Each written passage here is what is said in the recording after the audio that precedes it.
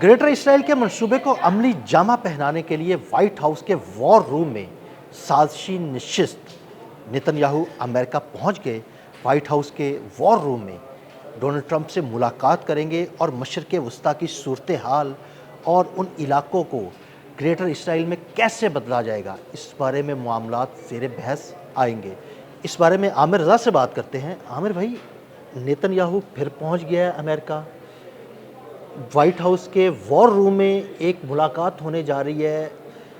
ये क्या सरैयाँ की जा रही हैं कि ग्रेटर इसराइल का जो मंसूबा है उस बारे में गुफ्तगू होने वाली है। क्या होने जा रहा है? देखिए, पहली बात तो यह है कि ग्रेटर इसराइल के लिए नेतन्याहू का बड़ा पुराना प्रोग्राम है, उसको एक तरफ रखते हैं, लेकिन इसके साथ साथ उसका अपना नेतन्याहू का जो तीसरी ईरान के ख़िलाफ़ जंग या उसकी हुकूमत अमली है, उसको भी तय किया जाना है। देखिए, चैनल 14 को इंटरव्यू जो उसका है, मैं उसको इसलिए अहम समझता हूँ नेतन्याहू के, क्योंकि वो उसने अपना पॉलिसी बयान दिया था और उसने कहा था कि वो तीसरी मरतबा भी हमला कर सकते हैं। देखें, ईरान पर 2 मरतबा हमलावर हुए हैं। ये एक हुए हैं 28 फरवरी को और इसके बाद हमलावर हुए ये 7 जुलाई को।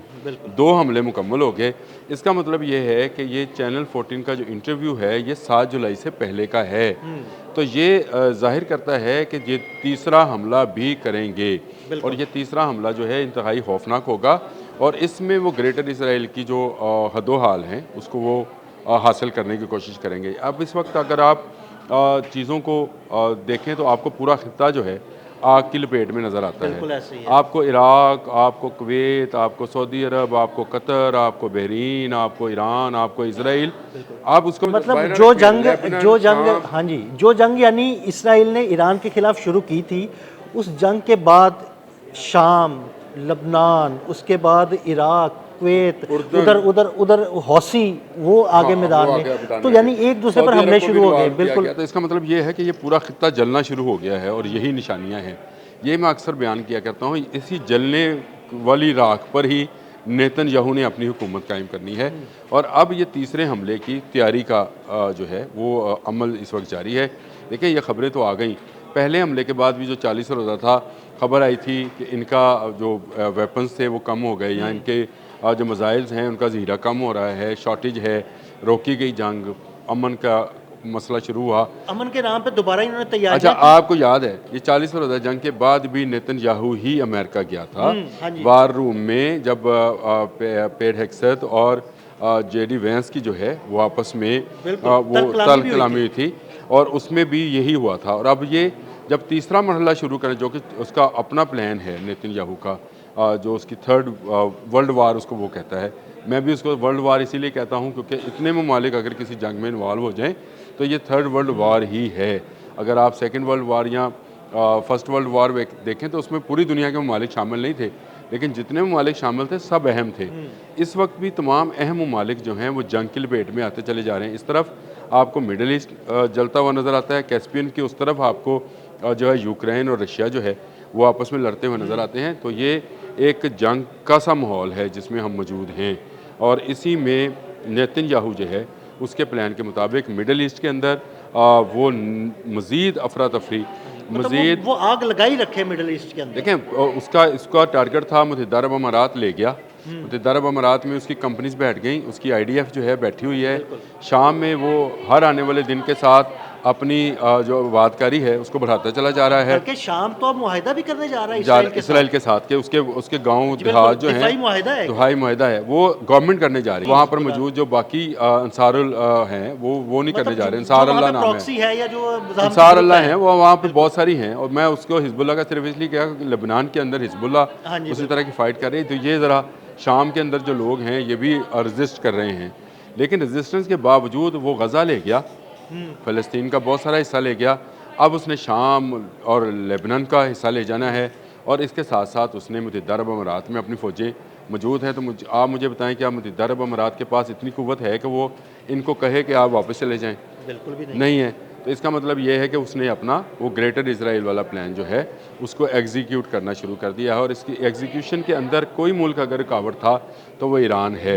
ईरान पर ये 2 हमले कर चुके हैं, उसकी किसी हद तक आप यूँ कह सकते हैं कि उसको कमज़ोर कर चुके हैं। अभी उनका क्योंकि रशिया से मज़ीद जो अस्करी सामान था वो आ रहा था उसको उन्होंने यूक्रेन के जरिए मतलब तबाह दिख रहा है कराया। उसको कैस्पियन सी में भी फंसाने की कोशिश की जा रही है और ज़ेलेंस्की जो यहूदी है यहूदी है। उसको जो है ना इस्तेमाल किया जा और रहा ये है। इसीलिए इसको ईरान को कहा जा रहा है कि वो जनूब की तरफ जाए और कैस्पियन सी के साथ यूक्रेन के साथ जंग। अब यूक्रेन एक ऐसा मुल्क है जिसको पूरी दुनिया से अस्करी ताकत दी जा रही है कि वो रशिया को एंगेज रखे। बिल्कुल। इस तरफ से ईरान को भी उसके साथ एंगेज किया जाएगा, कैस्पियन में एंगेज किया जाएगा।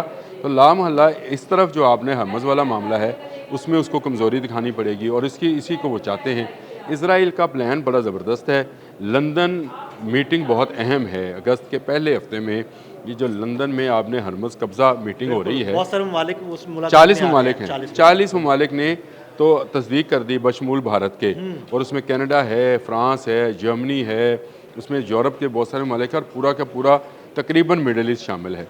ये सारे मिलकर ईरान के ख़िलाफ़ कोई हिकमत अमली बनाएंगे। इस तरफ यूक्रेन उस पर हमलावर रहेगा, इस तरफ से मिडल ईस्ट के अंदर से अमेरिका उस पर हमला करता रहेगा। तो ईरान को दोनों तरफ से दबा कर ही ये समझते हैं कि उसको नुकसान पहुँचाया जा सकता है या अपनी शराइत पर आपने हरमज़ और बाबुल मंदब हासिल। तो वो तो ट्रंप ने भी आज कह दिया ना कि ईरान को खरीदा नहीं जा सकता, सिर्फ ताबड़तोड़ हमले करके उसको झुकाया जा सकता है। बिल्कुल ताकत से उसे खरीदा नहीं जा सकता। तो ये दूसरी तरफ इस्माइल बकाई का भी बयान आ गया। उसने कहा जी कि हम कोई अमन का इनके साथ कोशिशें नहीं कर रहे, ना हमारी ज़रूरत है, इनको ज़रूरत है, ये कर रहे हैं, हमें इसका कोई नहीं। हम अपनी जो खुद मुख्तारी है, इस्माइल बकाई का आज का बयान है जी बिल्कुल कि हम अपनी खुद मुख्तारी पे कोई सौदेबाजी नहीं करेंगे और जंग अगर जारी रखना चाहते हैं तो रखें।